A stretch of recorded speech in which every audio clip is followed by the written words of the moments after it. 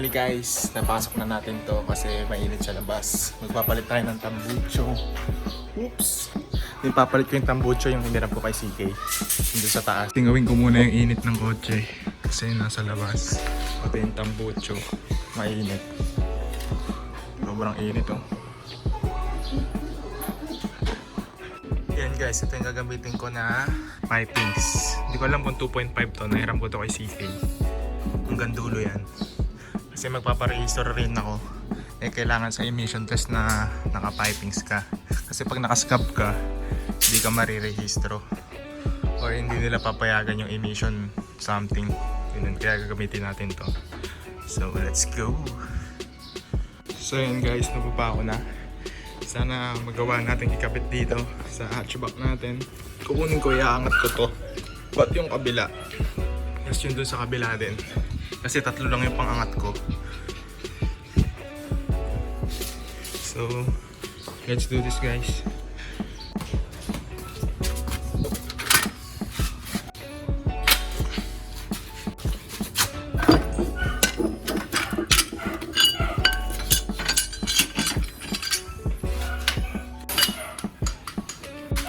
So, yung una, kakabit muna natin.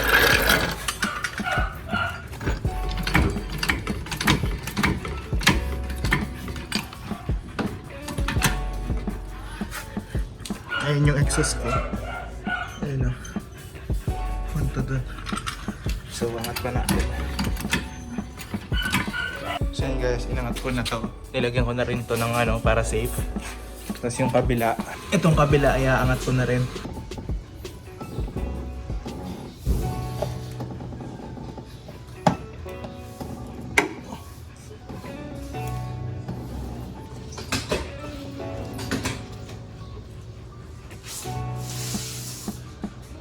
So guys, tingin ko okay na to.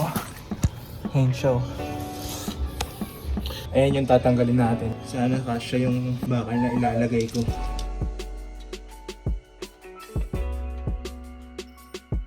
Usapang tambucho or exhaust system. So sa mga nagtatanong at sa mga gustong malaman kung magkakaroon ba ng power pag nagpalit ng exhaust system or muffler, so magkakaroon siya ng power pero hindi ganong kalaking powers. Sobrang liit na power na halos hindi naman mararamdaman, pero meron pa rin kasi mas makakahinga yung engine dahil hindi na siya katulad ng stock, kasi yung stock ay pang fuel efficient. Para maging fuel efficient yung kotse nyo, so pag nagpalit kayo ng muffler, mas iniklian nyo or mas nakakahinga siya, so magkakaroon siya ng power pero hindi ganong kalaking power. At mararamdaman nyo rin yung sinasabi ng iba na parang uy, lumakas yung gas ng kotse na nagpalit ako ng muffler. Hindi naman gaano mararamdaman yun.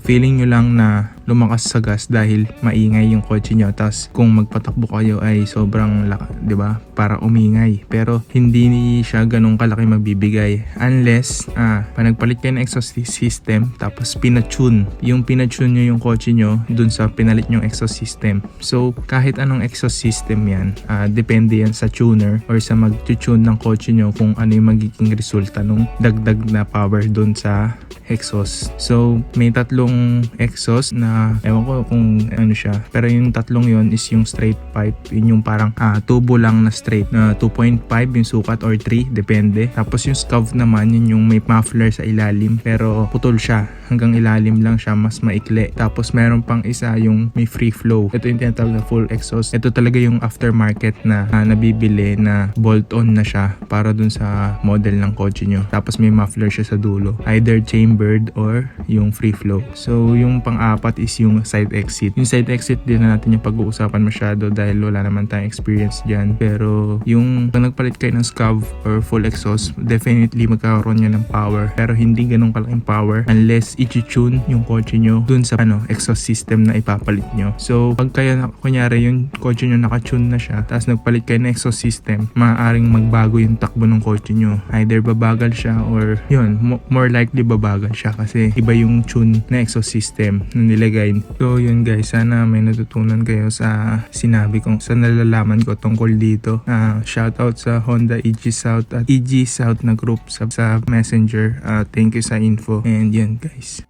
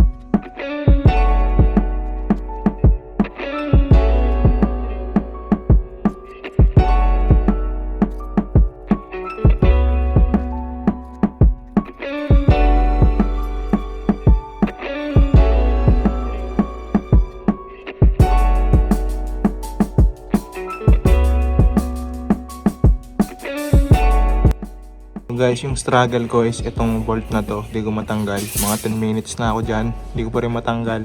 After so many years, natanggal ko na rin tong bolt dito. Grabe, pagod ako. Matanggal lang yung bolt dyan. So, finally, natanggal na natin siya. Ayan o.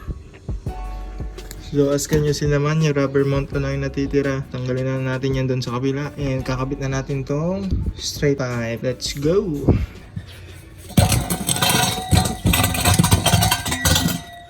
Yun. Finally, natanggal na natin. Grabe. Dungs ko na. Ang masamang balita pa dyan, mga pare. Natanggal ko na eh. Ayun, natanggal ko na. Ang hirap tanggalin.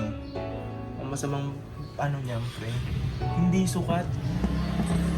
Hindi sukat yung nahiram ko. Ang problema natin, napakadungis ko na.